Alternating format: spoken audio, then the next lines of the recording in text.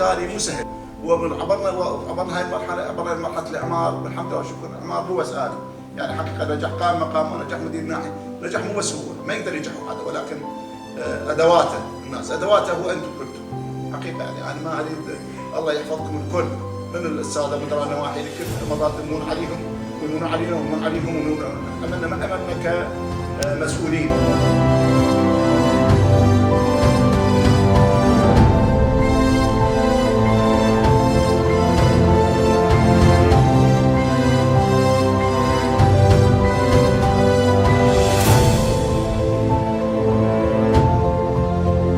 قدم مسؤوليه وقدم ما قدم القضاء حديثه، وقدم عزم ائمه القضاء حديثه، وهو رجل مقاتل وولده واخوانه ولد اخوانه، المرجع لنا. ما تدخل يوم من الايام اتذكر تدخل بشغله تخص مروان المشاريع احنا نرفعها، هو الرجل ما عدا اللي يحس بها بانه ضرر عليه. اعطانا الحريه بالعمل، اعطانا الحريه نروح بجيتنا على المحافظه واثمرت.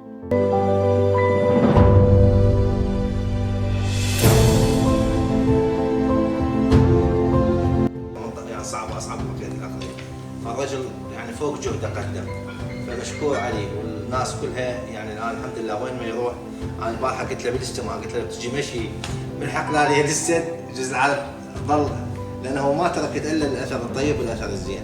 فاستاذ مبروك الرجل، يعني ايش ما نحكي وايش نحمد به ونشيد به، احنا بنوفي حقه، لان الحمد لله ترك فد ارث عظيم.